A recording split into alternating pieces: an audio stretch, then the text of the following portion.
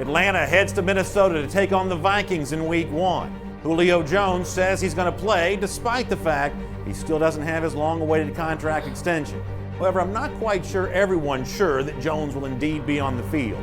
We'll talk about all the latest details next on AJC Falcons News Now. This is AJC Falcons News Now, sponsored by Miller Lite. Here are your hosts, Brandon Adams and former Atlanta Falcon Chuck Smith.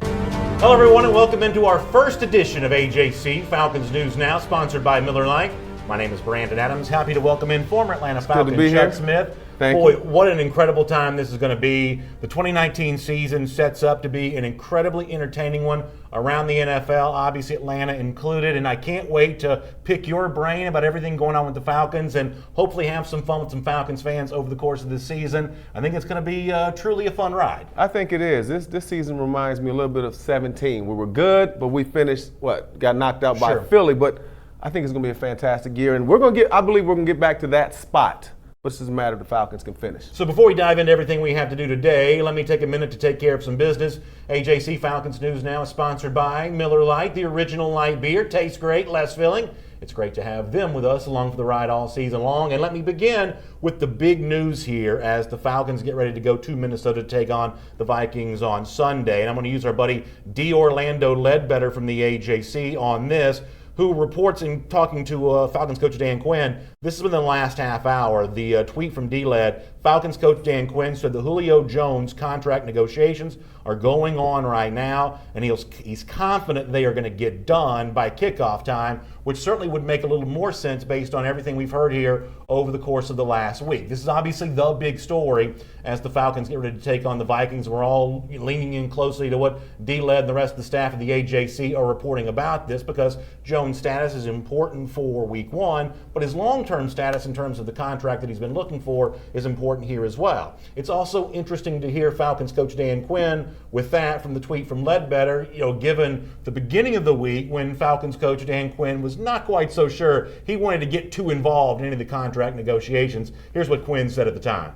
Sometimes the business sides do intersect, and sometimes they can, creep in a little bit. But if anyone's been through any business or contract negotiations, for sure, there's two sides to it. And I think if I chimed in, it'd be a third side. So I'm not part of those conversations and calls. So I'm confident that they'll get together and get some stuff done. I'm definitely ready to move it from negotiations to celebration. So we'll see when that takes place. But he's here and doing well, in terms of practice for today. So the operative word that Quinn used at the beginning of the week, and you heard him use it a couple different times, is the word business. Now, Chuck, You understand this as much as anybody else does, because while those of us who've watched football on TV our entire life are counting money and figuring out salary caps, and, obviously those are important issues to pay close attention to, but you're a guy that has fought for your money. You're a guy that has negotiated in these kinds of bargaining chips. Quinn there says for multiple times, this is Julio, who's been, a good teammate the entire time he's been in Atlanta, but every now and then the business part of this does creep in. You understand that as well as anyone, right? Yeah, because when you look at it, Brandon, Julio has all the leverage. Mm-hmm. I mean, look, my son, there's a term that my son and the young bucks always say right now, Dad, you got to secure the bag. Get the bag. Come on now, B. You're around it. You got to secure the bag.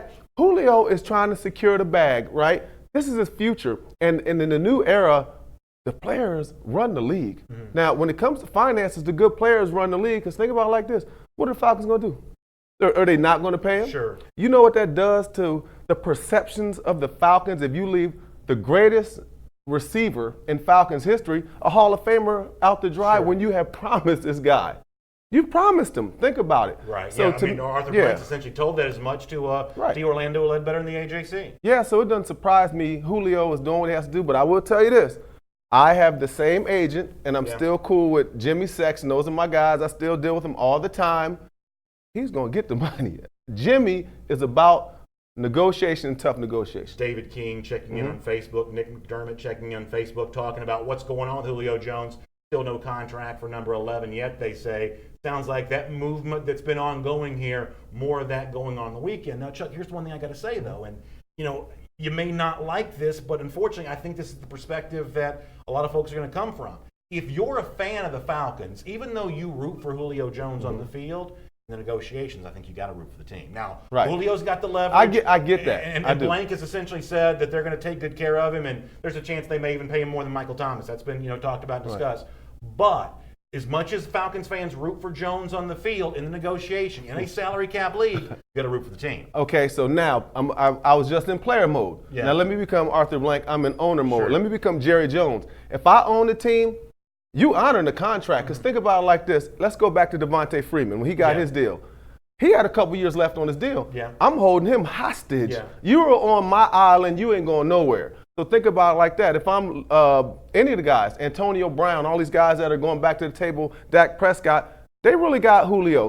But now the players run the finances. Yeah. So what did Dallas have to do? They forced their hand. Yeah. There's nothing they can really do. And it's really unfortunate from the owners.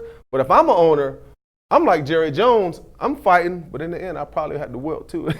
I mean, I want to win. So yesterday, Julio Jones met with reporters, and there was kind of a weird exchange that took place, and it seemed like different people kind of took it different ways in terms of exactly what Julio said, what exactly Julio meant, and barring the contract being finalized at some point in time between now and Sunday, whether or not Julio Jones will play. First of all, near the very end of his press conference yesterday, asked directly, so can you just clear up the confusion? Will you be on the field on Sunday? Here's what Julio Jones said to that question.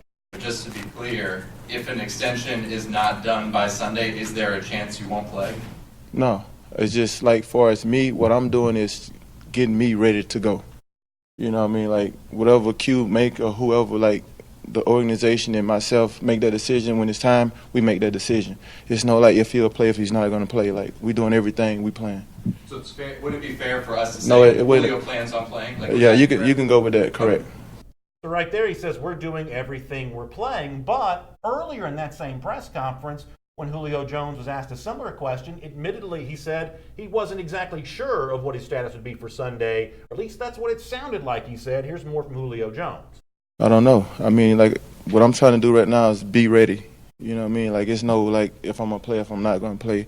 Like I'm trying to be out there. Like regardless, I'm coming back from injury, things like that. But the ultimate thing is just being ready when my number's called.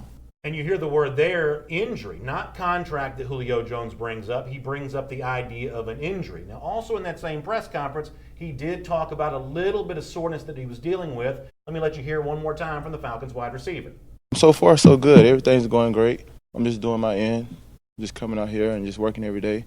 Today, I was just a little sore from being inside on the turf, things like that. But as of right now, everything's good. So a quick update on the soreness and the injury situation. I guess Falcons wide receiver Julio Jones, according to a report from Orlando Ledbetter from the AJC, was dealing with that during the practice viewing ability here on this Friday. And yet, going back to Thursday's practice, Jones' status was listed as not due to injury, but due to rest, that he was somewhat limited there. So I'm going to put you in an unfair spot. I'm surprised, though. Okay, go ahead. I'm really surprised. Julio Jones hasn't done anything this whole, entire preseason. Has not played in the preseason. Right, so part of it, when you look at what's going on, it might be his foot. But think about it like that. He's still not healthy. Mm-hmm. And that sends a sign to me. It could be an injury, but I'm surprised right now we're even talking about an injury. Well, from the Falcons' standpoint, they're not, because the Falcons' injury report yesterday had him listed as rest. That was the reason why he was limited in practice.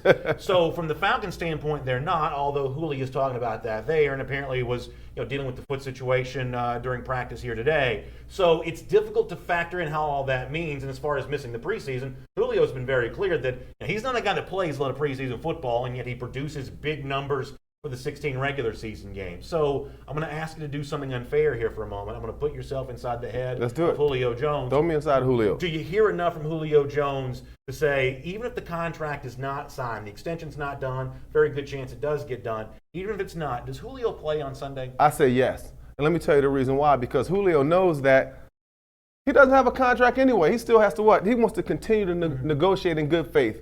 So we talked about what happens to the Falcons if Julio doesn't play, the perception in the community and, in the Falcon Nation. But also, if Julio doesn't play, think about the fans that are like, you got a contract. Yeah. Think about Joe Blow from Athens down there that's working a 9 to 5 that's not getting that money. So to me, Julio will do this because you want to keep the negotiating going. But to me, it would. And then remember, it's the teammate thing. I'm a good teammate. I'm Bama built.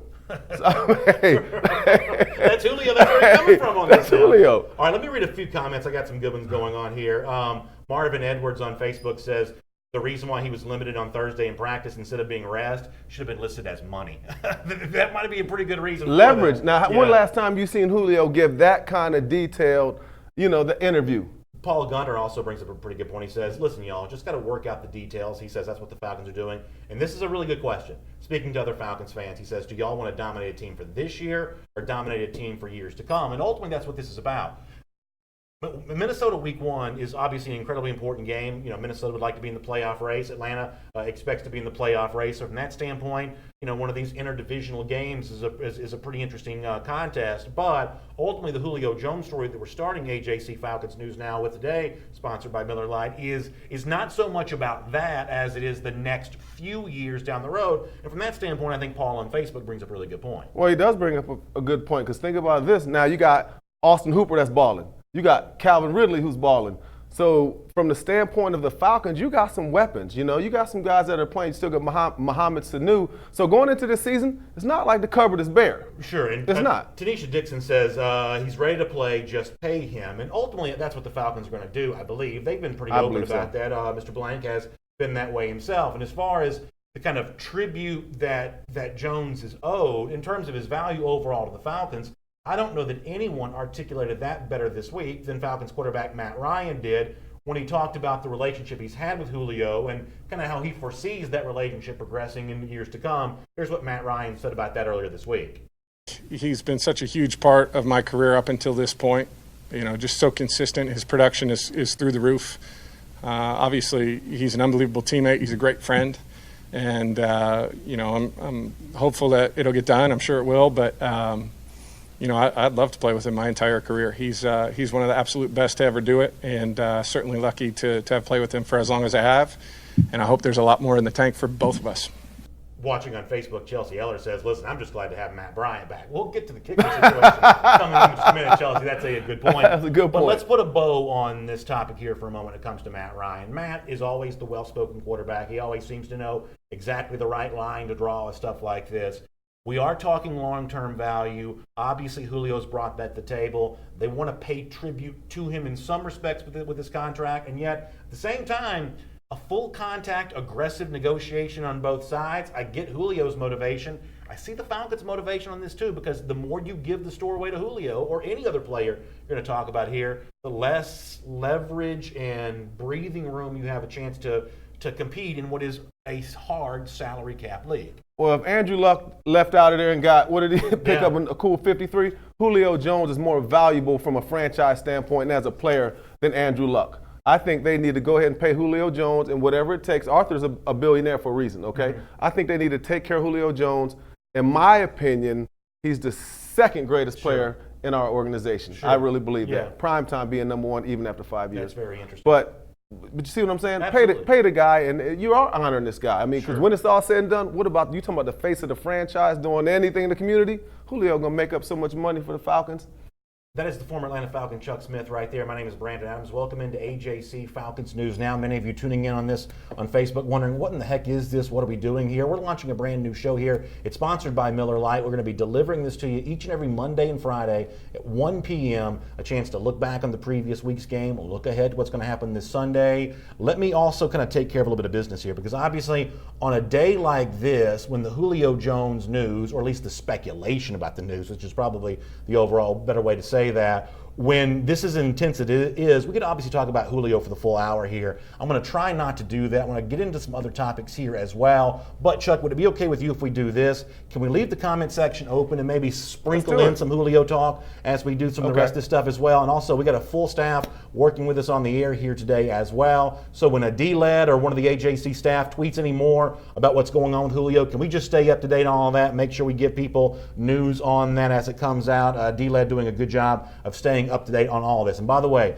obviously you've been getting your AJC coverage from, of the Atlanta Falcons for a long time at the AJC, and we're really proud to be talking to you about the AJC here as well on AJC Falcons News Now, sponsored by Miller Lite. And I want to tell you this, that if you like what we're doing here, you're going to love even more about what D-Lad and the entire team are doing, bringing you coverage live from Minneapolis all weekend long and heading throughout the 2019 season. It's time to become a subscriber to the AJC to get even more of that. Let me give you a couple more details why that's even better right now. You can get home delivery on Sundays plus 24/7 digital access to the AJC e-paper. And this is a great deal. Just $2.99 per week, or you can get digital access only, the AJC e-paper, for just 99 cents for the first month, then $4.99 a month after that. Let me give you the website to go to. It's ajc.com/Falcons. The website, once again, ajc.com/Falcons. Stay up to date on the inside information, not just the fan chatter, not just the dominant narrative, but the actual what's inside the locker room, what's going on in the boardroom during the Julio Jones contract negotiations. Get that kind of coverage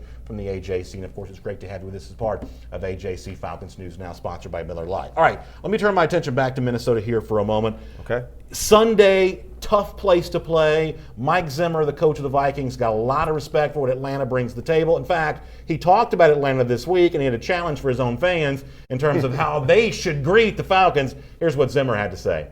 They're really good. They've been good for a long time. You know, I think Dan Quinn does a great job. They're very good defensively. They got some really good, great. Jarrett is a really good player. Jones, Keanu Neal, all those guys on defense, they're really fast on defense. And offensively, they've got Julio Jones and, obviously Matt Ryan, and they run the ball really well. We've got 5 first-rounders in the offensive line. So it'll be a good test for us. We'll need our crowd nice and loud for them, and hopefully we can slow them down a little bit. So Zimmer says he wants that crowd nice and loud on Saturday. Later on in our program, we're going to hear from Matt Ryan with a little bit of an encouragement for some of his rookie offensive linemen in terms of dealing with a noisy environment in the NFL for the first time. But Chuck, as a guy that's been there, as a guy that's played at this level, what's it like? Can't hear, certainly for the offense, they're dealing with that in a big way. What's that crowd noise going to do in an environment like this in week one? I'll describe it like this. Just put your hands over your ears, you won't hear anything. That is Minnesota. Yeah. Especially when we were there, they were pumping up the volume, pumping Sure. the music in 98. But this place is deafening. I mean, the crowd is rowdy. They're into it, and they got the skull. Drives me crazy. What is it? Skull. Their chant is just unbelievable. But you get that motorcycle running around in there. You've seen that before. That thing's loud too. Loud, crazy, the Viking, the whole nine. So even transitioning away from the old Yeah. Superdome, I'm assuming it's Oh, still they're that loud. same way because a lot of these old stadiums in the league had a way of having some ghosts attached to them. But even transitioning away from that, this Vikings crowd is going to probably still present a bit of a challenge here. And it is. And remember, think about this. I'm telling you from a fan standpoint and players, they have never gotten over 98. Yeah. Never. Even to this day, I talked to Chris Carter, and I kind of give him, a little Right. Oh, yeah. To this day, he always says that's the biggest loss I've ever had, and people still depressed about that because they thought that was the best chance to win the Super Bowl. So it's perfect the Falcons go in there, and hopefully they reminisce, and we come back out with another win. And don't forget about this now. 98, you can make a case that's the best win in Falcons history. I know the Falcons have won an NFC championship game, since then. But because it was a 15-1 team, because you're on the road, Randy Moss rookie year, that's an all-time team in my mind. The Falcons beat there that day. But when Falcons go back there a couple years later, and I apologize for not remembering if you played in this game or not, when Vic goes there and he wins the game. I didn't play. Yeah, when he wins the game in overtime with his own touchdown run, we could do memory lane here all day long. And by the way, later on, Chuck's going to do a little bit of that for us in the program here today. But the Vic game there, when he scored the touchdown in overtime, it's not as memorable as 98, but it's up there a little bit. When he made that play, it was electrifying. We've had some great games there. I mean, we've had some great games in Minnesota. I know they beat us last year at the Benz, but the Mike Vick experience, I loved it. Well, Victor Vershawn Phillips predicts a 24-21 Falcons win on Sunday, and that would obviously be a great way for the Falcons to get their season started off. And I guess one more thought on this is, Julio, Matt, you got a lot of veterans here, but you do have some young people. So, how much can they be prepared for the environment they're going to see in a tough road environment? I mean, how much can you're a veteran in the locker room, or, how much can you impart that wisdom on them, and how much of this is the kind of thing that has to be experienced for yourself? I don't like when people say that, because I'll tell you this. Every one of those guys have played in big games unless they're from a small college. Sure. I mean, think about it. Think Sure. about McGarry. He played at Washington. Big games all Sure. the time. Think about all the guys that are in this game. They didn't play small ball, so they're used to the crowd. They're used to all the loud noise and all the adjustments and things that you have to do, to make your game, to take care of your business, at the stadium. But it's the people on the field, to me, that are what affects you. But everybody's playing in front of big crowds. I think it's more about the execution of the players, figuring that out. Yeah, we're going to get a lot more comments here coming up here. Justin Johnson says, how do we get our own fans to understand the value of a good home field advantage? We need it all season, not just in the playoffs. I think that's an interesting challenge from Justin to give to other Falcons fans, because much the same way the Falcons expect to be in an intense environment on Sunday, if you are a Falcon fan, finding a way to create that in your own stadium every Sunday, that's just as crucial. I think that's a pretty good point from Justin there. And it's huge. Especially as a pass rusher on defense, it is major to have your crowd behind you. I'm a little disappointed in the Falcons when it comes to the fans, but listen, let's go back. When the Falcons got to the Super Bowl a few years ago, they wasn't selling out in the end. There were games in the end that it wasn't sold out. So even in '98, Falcon fans did the same thing. We're, one of the best teams. But I think what has to happen for the Falcon fans, I think we got to ultimately win it all. Yeah. You build a generation of fans when you win it all. You know what I mean? So number 2 is not a winner. It's not. Carolyn Lombard says she liked Justin Johnson's comment there on the Falcons fans, and certainly Falcons fans will look forward to hopefully creating a pretty intense environment inside Mercedes-Benz Stadium here this week. Good comments. We'll continue to take those. It's AJC Falcons News Now. My name is Brandon Adams. This is former Atlanta Falcon Chuck Smith. Now, someone brought up a little earlier the situation with Falcons kicker Matt Bryant, who is now back in the fold for the Falcons. And I got to tell you, I think this is one of those rare moments in sports where I think everybody sort of got this one right. Falcons obviously had a kicking situation to deal with during the preseason. After saying goodbye to Matt Bryant, thinking better of that, they bring Bryant back. I love the tweet from about a week or so ago when the Falcons announced that he was returning with the that's Matt Bryant's entrance music. I love kind of that get the Shane O'Mac look here from WWE. This is the Falcons kind of having a good time with this. Honestly, I like the Bryant camp on this too, because admittedly, when you don't get brought back, there's going to probably be a little bit of hurt feelings on this. Obviously, he and his family would have liked to have been back in Atlanta to start the season, the entire time. I thought Bryant's wife, Melissa, had a funny tweet about this. Upon seeing that tweet from the Falcons, she says, does anyone have any Falcons gear I can borrow? I seem to have misplaced mine. I mean, honestly, Chuck, I wish more things in professional sports played out like this, where the Falcons said, okay, in a salary cap league, you're facing tough decisions. We feel like we need to move on from Bryant, and yet after doing that, wow, this kicking situation's not quite working out the way we thought it was going to. We know that, they've called him money for a reason. We know this guy can still do the job. Let's bring him back in, put him through a tryout. He passed that with flying colors. We will bring him back in the fold. And the Bryant family here saying, okay, yeah, we were a little disappointed at first, but we couldn't be happy to be back on the home team again. This is, I think, a really good example of just, not anybody taking themselves too seriously, but everybody kind of having some fun with this. I love to see this there. I love what the Falcons did. They were humble. They looked back and saw what they had, and you appreciate what you had when you see what you got. And I love Bryant. To me, that was one of the best moves they've made because he's efficient. When he's healthy, he makes great kicks. And kickers play a long time. Look at Adam Vinatieri. You know what I'm saying? Look at all the guys like that. But to me, Bryant, he's money in the bank. I love it. But I like the Falcons said, you know what? Let us step back. We made a mistake. Let's give this guy a chance because he can help us win, which is the most important part. Well, on that topic, Dan Quinn actually addressed some of that this week when he met with reporters that, the way that Bryant left, even if he was disappointed, not putting on too much of a show about that, I think made it a little easier to bring him back in the fold now. In fact, here is what Quinn said about that a bit earlier in the week. Matt Bryant, with the workout heard around the world, he did fine in that, obviously, and we signed him, so that was a big deal. It's a good lesson in doing things the right way. When Matt left, he didn't leave the brotherhood of the Falcons, and there's been other guys that came back, whether it's Adrian Claiborne or Brian Hill or others, that how you handle that disappointment on that day of leaving, but then having the opportunities to come back. And so I think all of us are pumped, to have him back, and Matt is too, to have him say, hey man, this is where I want to finish it at, and he's such a classy guy and classy competitor, so we're excited to have him back. Stone Cold, who was that? That's Dan Quinn. Yeah, you're right. Q looks like Stone Cold. Oh, he does look like Stone Cold. Yeah, if you're going to do the Shane O'Mac, look for Matt Bryant. Little Stone Cold Steve Austin there from Dan Quinn. Not a bad thing. Q looks like the guy when you go to the bar, you want him on your side. That's exactly right. Q look hardcore. Let's be real. Q look like Q put the hands on you. Yeah, he's ready to go. He's ready to start the season. And, you know, as a guy that's been in this league and played this game, I mean, when you're putting your life out there on the line and you're getting hurt, you're coming out of games bleeding, you're cut up, you know, how important is it to be able to look down the other end of the bench and see a kicker that you know you trust? And this is one of those things where, you know, the extra age that Bryant has on him, the experience, I think that aids Falcons players' confidence in him more so than diminishing from that. You know, Dan Quinn described the workout heard around the world. He showed that he was still plenty true from distance.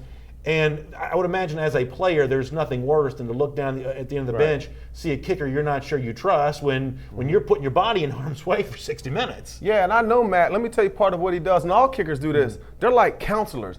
Because think about all the free time they get. Yeah. They're, you know, dealing with the young guys. So to me, it has a lot to do with also helping young guys. Because when Morton Anderson played with the Falcons, we loved the fact that we knew he could kick. But guess what Morton used to do? I sit in the back, had a bad game.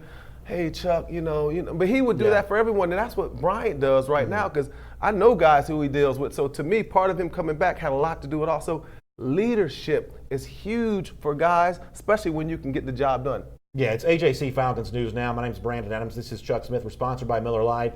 Coming up in just a moment, the Falcons also have a really big season ticket offer, a great chance for you to get inside Mercedes-Benz Stadium and see some Falcons football for yourself this season. I'll tell you more about that coming up. Before that, as a promise, can we kind of get in to some more of these comments here for a moment? A lot of folks talking. Mussolini Butler says, we will have a top 5 defense this season. And Chuck, one of the things I love about our comment sections on the live shows that we do, and AJC Falcons News Now, not going to be any different. Folks like to give their predictions. There's no better time to do that right at the start of the season. So big upgrade from the Falcons defense this year. That's the prediction there from Mussolini Butler. And, you know, I think this does kind of come down to, you know, the Deion Jones injury a year ago. A lot of depletion from that injury situation. The fact that those guys come back healthy this year, Deion maybe more so than anybody else, you know, that does give a Falcon fan more reason for optimism than otherwise would exist in some circumstances. Oh, he's top notch, and I mean he's one of the best linebackers in the league. He's fast, he's physical, and he's got that dog in him. I mean that brings a lot to the table. So I mean the Falcons now, I believe they can be a top 10 defense. If the offense scores 30 points a game, they'll be a top 5. Yeah. To me, it has a lot to do with the offense. Those guys have, everybody having to play catch up. Right. Everybody playing catch up. Well, the other thing about that is when you think about your division, dynamic running back in Carolina with McCaffrey, Cam Newton still a load to deal with. Drew Brees not slowing down in New Orleans. Obviously, Alvin Kamara, a guy that you know from your alma mater of Tennessee, although Tennessee didn't always use him as well as they could. That's your other show you talk about them. That's the other show.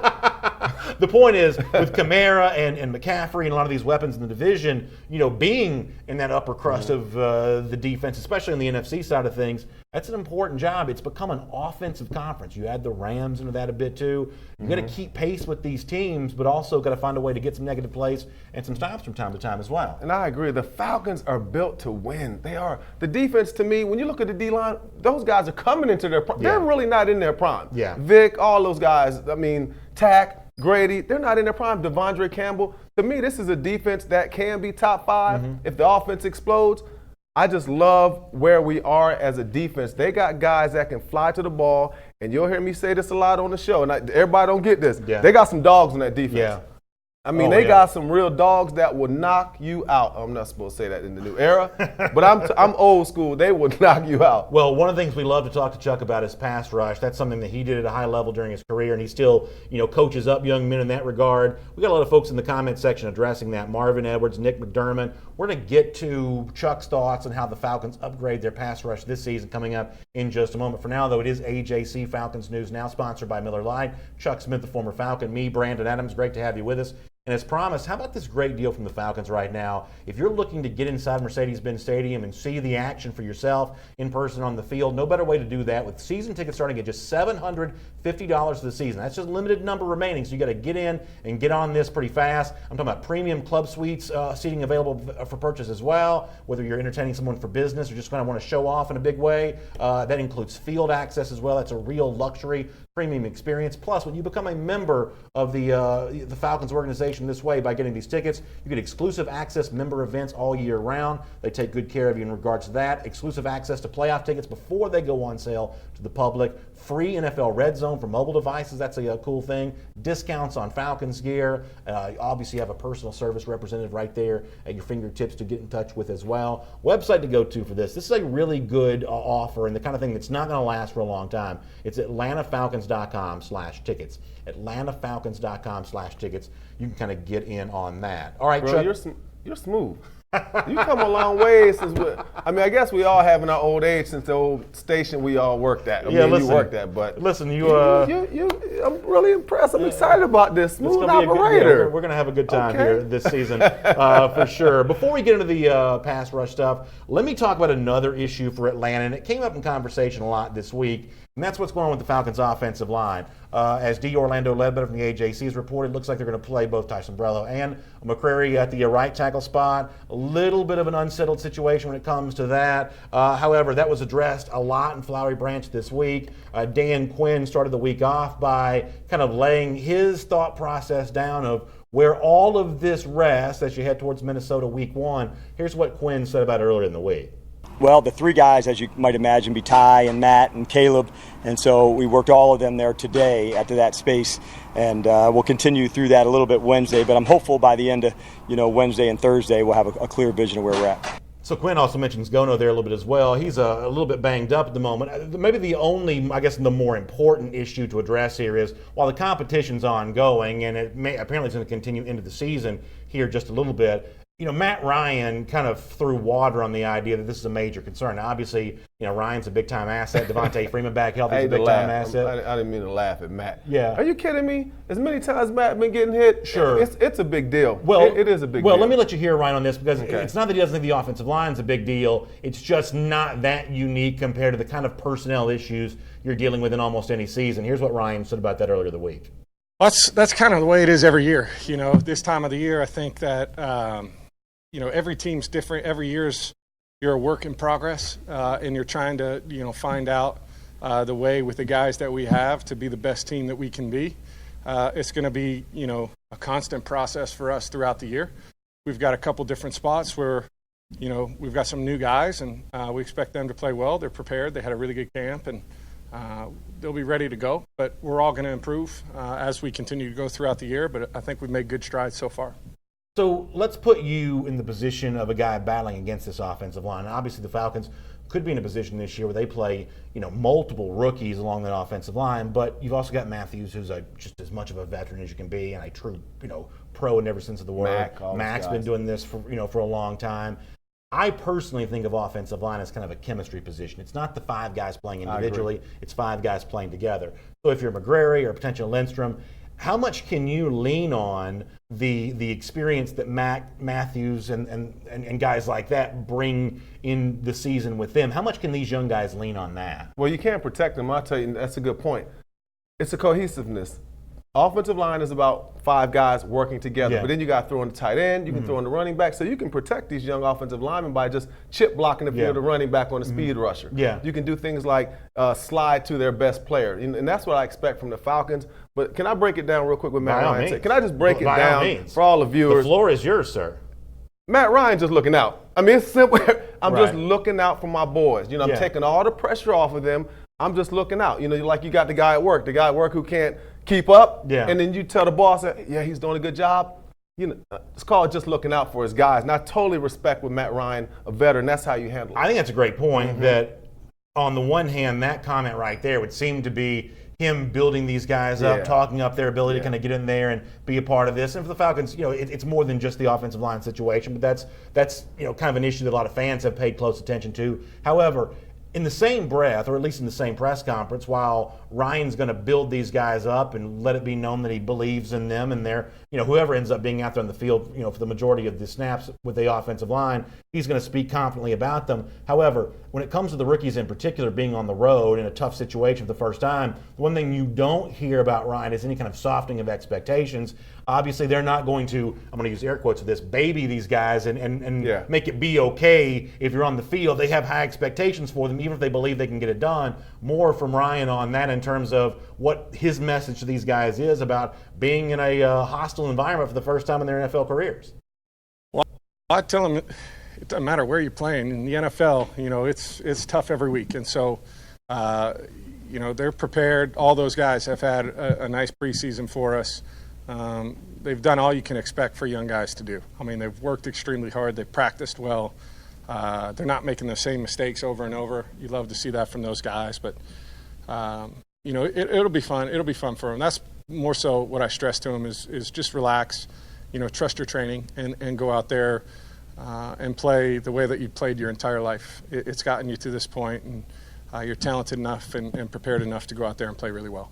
Matthew Rose, watching on Facebook, says the entire line consists of first-rounders. I pray they hold up, and I pray they stay strong and healthy. And that status of former first-round picks is also something that Mike Zimmer, the Vikings coach, addressed here earlier this week too. But to hear Ryan there, it's to me, a two-pronged message. I believe in you. I have expectations for you. You know what I'm saying? It's both, because as you said, Ryan's probably taken more hits than a big-time investment like a quarterback in this league's supposed to take. So he has expectations for this offensive line to maybe be different in that regard this season, and yet at the same time, certainly he seems to have confidence this group's going to be able to get that done. Well, they brought McGarry in. I'm telling you, they brought Lindstrom in to play now. They were pinpointed so they can come in and play now. This is a team that's Super Bowl ready. Yeah. So they're not going to bring in some guys that we got to cultivate for the next 3 years.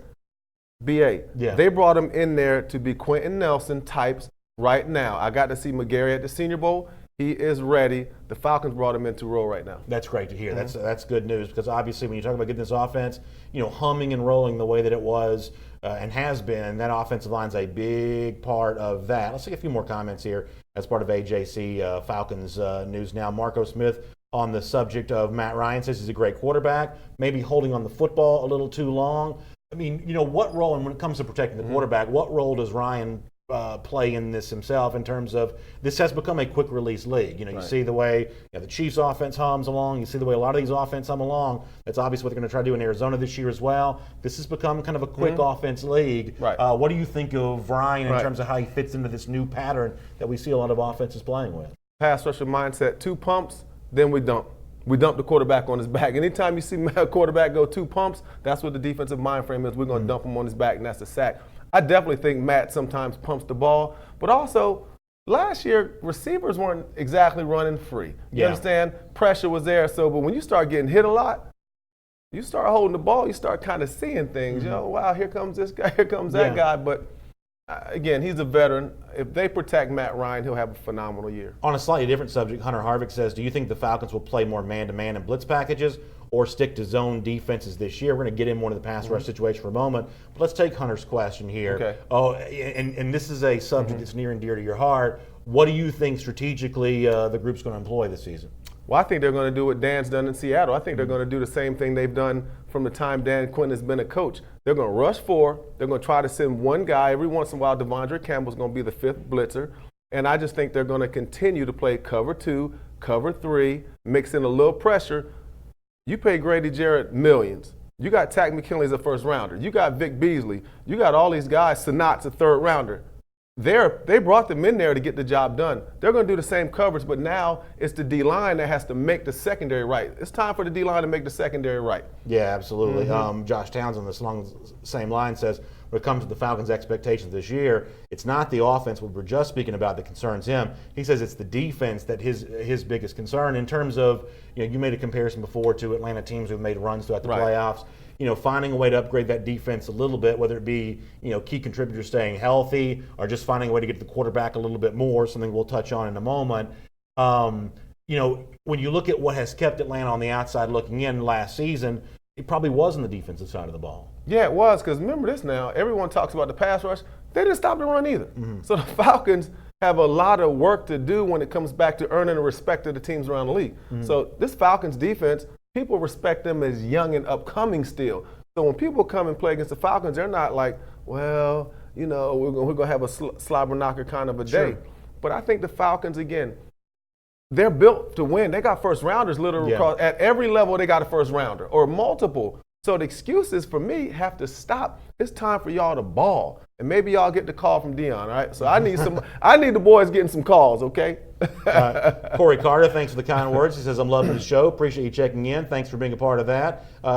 Jatoya Shelton, also going back to something we were just discussing, says the offensive line must be better. Defense must stay healthy. I don't think there's any Falcon fan out there that wouldn't agree with those two issues. Injuries were a debilitating issue for the defense a year ago. And for the offensive line, whether it be new faces, young guys, whatever, they are going to have a bit of a spotlight on them this season. Well, they definitely are, because this has been the weakness of this team ultimately, right? You need Jake Matthews to become Bruce Matthews. I mean, just being serious about it. But this offensive line also needs some capable running backs behind the quarterback. Let me get Mike Todd's comment here for a moment, because I'm not sure I agree with this. I don't know what you think about it. He says, when it comes to the Falcons, he says, we passed on several good guys to make our defense better. Why? He says defense helps win championships. Get a defense. Mike, here's my feeling on this, though. And Chuck, hopefully you won't slap me in the back of the head for saying this. No, I can't. I don't know that defense has ever been less important in the league than it is right now. I think this has become an offense, score points league. I think you need an offense that's great and a defense that's good enough. When it comes to the current NFL, am I wrong for saying that? No, you're not wrong. I know there were low points. No, you're not wrong. I know it was a low-scoring game last night in Chicago, relatively low-scoring Super Bowl. I get all of that. NFC Championship. Yeah, I get all of that. This is an offensive league right now, though. That's a tough one, B. I can see it depends on your team. If you're built to throw, if you're built to win by throwing the ball, you're going to be that team. Like New Orleans, they're built to throw. But I think it's a balance. I think you got to have a balance that carries you through, because when you look at all the teams that kind of get there, they're balanced, right? The Eagles wanted what? Solid defense, solid offense. But I think it has to be a balance. But I do believe in this. You run the ball for toughness. You throw the ball to score points right now in the NFL. You do. I mean, how many, fantasy leagues, fantasy cats getting tore up with the running backs. I mean, running backs aren't scoring. Look, if you get a quarterback, just think of the quarterbacks last year. You run the ball, you're getting killed. But it is a passer's league, and that's why pass rush has become so important. Appreciate the kind words in the comment section of the show. We're glad to be able to deliver to you, and glad to have you a part of it with us. It's former Atlanta Falcon Chuck Smith. My name is Brandon Adams. You're watching AJC Falcons News Now. It's sponsored by Miller Lite. So if you enjoy the show, just know Miller Lite, the one that makes it all possible. The original light beer, tastes great, less filling. A great choice as you're watching some football here this weekend. All right, let me keep the defensive conversation going for a moment, because listen, the one thing I've heard from a lot of people on knowing that you're going to be on this show today, people have already been saying to me, BA, you got to ask Chuck about the pass rush. You got to ask him about that kind of stuff. People want to know about Takk McKinley. They want to know about Vic Beasley. They want to know about this group. What they want to know about all this kind of stuff.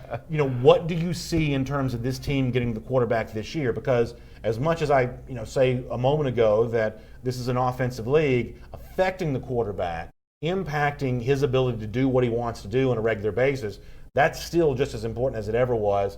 Tell me about Beasley. Tell me about Takk. Tell me about your feelings and expectations for this Falcons pass rush this year. Well, I think the first thing, let's talk about Vic Beasley. Vic has to develop a move and a counter. There was nothing better this year than here in the Atlanta Falcons, the first time in the history since Mike Smith or Dan Quinn, any of them, they said a player has to develop moves. You know what I'm saying? Mike Smith, he wasn't nothing about pass rush, but Dan Quinn said Vic has to develop moves. You never heard him say that, right? So he has to. Now, I'm excited about Vic, because when you start getting paid, you start balling, right? Yeah. But think about this D-line. They have a cohesiveness. They've worked together for quite some time, okay? So, but to me, Vic Beasley also has to play 100% every time, right? I want to see Vic get some coverage sacks, just give him effort, you know what I mean? Things like that. But Vic, I'm assuming he's going to develop some moves. He has speed, but you know what? In all fairness to the pass rush, and I'm looking up thinking. Yeah, sure.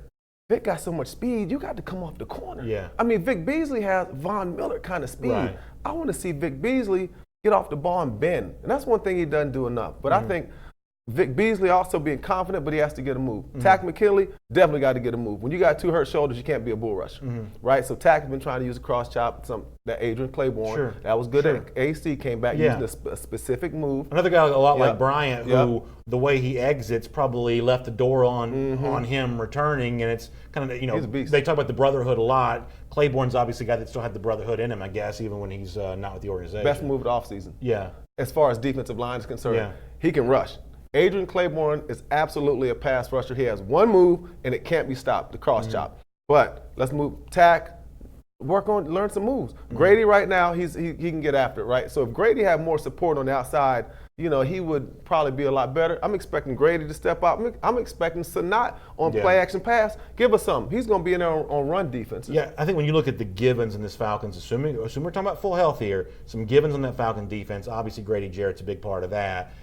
There's I guess less certainty when it comes to the Tacks and the Beasleys. You talk about Beasley, his ability maybe. I like him this year. Yeah, I really like him. How much does the money motivate here? Because obviously he's back here, but he has a chance to make even more going on for his future. I mean, let's just be cold, hard, reality. This is a guy that if he steps up in this regard this year, could put himself in a nice position for his future. Is that the kind of thing that a guy like that is thinking about on NFL Sundays? No question. I mean, Grady Jarrett getting that money motivates Vic. Think about it from that standpoint. What was Grady, a fourth rounder? Came out there and showed the ability to pass rush. When you even show the ability to pass rush, you're going to get paid a lot of money. But to me, Vic Beasley, everybody, does great usually when they get that big money, when they have a great year to get the big money. But here's something that also, even if Vic Beasley isn't here next year, he's going to get paid. It doesn't matter what, even if he has a 7-sack season, there's somebody that's going to covet him and think they can do what I can get him over the hump. But, you're exactly right when you're talking about Vic Beasley. All right, it's AJC Falcons News Now. It's sponsored by our friends at Miller Lite. Let me also tell you about a really cool offer going on with the AJC. Obviously, you get your Falcons coverage from the AJC all the time. And the best way to get even more of that is become a subscriber to the AJC. You can get home delivery on Sunday, 24/7 digital access as well with the AJC e-paper. And there are a couple great offers here, really good stuff. Just $2.99 a week, or you can get digital access only. That's 99 cents for the first month, then $4.99 a month after that. It's going to be a great season, fun season for the Falcons, big time ride for football fans, no matter what you're keeping up with. The best way to stay in the know about all of that is with our friends at the AJC. Let me give you the website to go to. It's subscribe.ajc.com/Falcons. Once again, subscribe.ajc.com/Falcons. That'll get you in touch with a great offer from the AJC to stay up to date on your Falcons coverage all season long. All right, Chuck has brought a really cool thing with him in the studio today. And every week. And every week he says he's going to bring I'm sorry. Every show. So every show, Chuck is going to bring a really cool piece of Falcons history and memorabilia. He's going to tell us what this is coming up in just a moment. But before that, here on AJC Falcons News Now, sponsored by Miller Lite, let's also take a quick moment to look at a few of the other top games in the NFL coming up this weekend, heading into a doubleheader on Monday. And Chuck, as we take a look at this, I want to highlight a couple things here from the NFC South. I think Carolina hosting the Rams, long flight for LA, oftentimes West Coast team, early start doesn't bode well. The experts still favor LA here. Unfortunately for Falcons fans, scoreboard watching with the division, I think the Panthers have a chance against LA on Sunday. Well, I absolutely disagree. I think Aaron Donald and his crew, and if Todd Gurley plays, they're going to run through Carolina. Cam Newton hadn't been hit enough, meaning he hadn't been hit, he hadn't been touched. He's questionable with injury. I don't think Christian McCaffrey is really that guy. You know what I'm saying? I really don't. He's small. I'm not big on Carolina right now. I'm really not. But it has more to do with Cam Newton. And let me tell you something else about Cam Newton. His mindset as a player ain't right. He got dog in him, but he also gets some cat in him. When things don't go his way, he pouts. And that's why I like Matt Ryan and Drew Brees over Cam in this division. Only one under him is a guy down in Tampa, okay? But Cam Newton, to me, a leader has to be a leader when things go bad, too. And he sets a precedent for Carolina that the organization follows. Redskins at the Eagles out of the NFC East. You got the Bills and the Jets as well. Falcons will take on the Vikings. Ravens at Dolphins. The Dolphins, one of those teams I think a lot of folks will be paying close attention to this year, whether it be tank for Tua, whatever you want to talk about. How many of these teams are at the bottom of the league? How much do they really want to push to win, and how much are some of the teams that are slated to be at the bottom? How much are they expecting to just sort of ride it out and hope for a draft pick? See, to me, that's different than the NBA because there's so many players involved in football. You understand? There's no NFL team I ever believe is going to tank. These guys have too much pride. Remember, it's 53 guys on the team. So it's not like 53 guys are going to just go and say, hey, yeah, let's go for number one pick. They're playing for their jobs, playing for their lives. And Josh Rosen, obviously a big-time example of that. Probably Chiefs with the Jaguars. Obviously, the Chiefs come in with a lot of the attention. I think that Jacksonville, the AFC South, I think that could be an interesting team this season a little bit. I like Jacksonville. I love the defense. I think, you know what, they've kind of been knocking on the door. I think with Indianapolis losing Andrew Luck, I think there's an opportunity there. Houston, but look, I think, me personally, I think Houston's going to win that division. Yeah, and they got New Orleans coming up Monday night, which is interesting. Talk to me about the Browns here for a moment. A lot of attention on Baker Mayfield, a lot of attention on the offseason moves. Another one of these AFC dark horses. I guess they're all dark horses in the AFC South to a certain extent. But Titans going to Cleveland on Sunday. Are you buying the Browns hype? Because in a way, this has been among the most hyped teams in the NFL the entirety of the offseason. I'm shaking. Really? These You're could be drinking the if I'm T.O., this is Browns Kool-Aid right here. Man, look. This team right now, to me, they are going to have the biggest jump of anyone. I mean, Chubb, the defense is phenomenal. I don't think people realize how good this defense is. Larry Ogunjobi, big nose guard out of Charlotte, the best nose guard in the league. I mean, think of all the guys that they go across the board with. I love the offense. I love the team. I love the mindset. I love everything about Cleveland. They can run the ball. They can throw the ball. You got OBJ. You got Landry. I love me some Cleveland. And I don't even have the quarterback in my fantasy team. I just love the Browns. That's good to hear. Let's do a couple more of these real quickly. Colts with the Chargers. We're going to get into some of the 4:15 stuff here. Is the season over before it starts for Colts without Andrew Luck? Or is this kind of team with Jacoby Brissett then kind of replace him and move on? Because around the quarterback, there's still plenty of talent, even if it's not the quarterback you thought it was going to be. I like Brissett. It's happened a million times before in sports where the legend goes, well, not a legend. Andrew Luck leaves a great quarterback, that's revered by the organization and the fans. Then you got Brissett, a guy who's been waiting in the wings. I don't think it's going to change. This is a running team. So let me quick story. I was working as a consultant last year with the Raiders. And the week I was out there, we played Indianapolis. When I tell you this team can run, they led the league in rushing last year. Nelson, this offensive line, there's some thumpers. So I believe that Indianapolis, with the offensive line and the running game, and they got a lot better defense, I think Indy's going to be okay. Good to know that. Let's do a couple more of these. The Bengals go to the Seahawks. The 49ers head to Tampa to take on the Bucs. Garoppolo actually makes this one a pretty fun game, I think. And for Tampa, you get a chance. Terrible. It's a challenging division. If you're the Bucs, you got to find wins where you can. This is one you think they'd have circled. They're not going to find many. Jameis Winston is a mess right now. I mean, he's done nothing in practice. He's struggling. If you go back and read everything that they're talked about, they have no running game. JPP's out. I'm not even going to beat them up anymore because they're terrible. Atlanta should get 2 wins off of that, and every team in the division should get 2 wins in the NFC South. Cowboys host the Giants after their own contract situation got cleared up a little bit this week. Cardinals will host the Lions. You get to the Sunday night game with the Steelers and Patriots, kind of a high-profile deal there. And then I wanted to finish with this.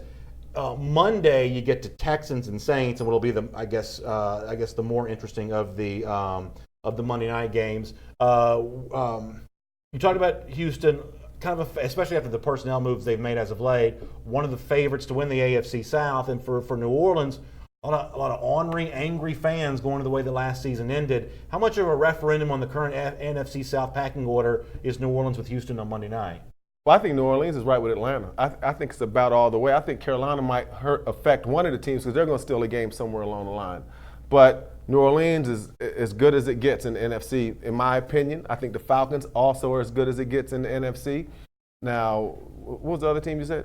We're talking about New Orleans playing against Houston, yeah. Oh, I love Houston. Yeah. Let me tell you this about I had a few hits to the head. No worries. Houston, to me, I think Deshaun Watson's going to be the MVP this year.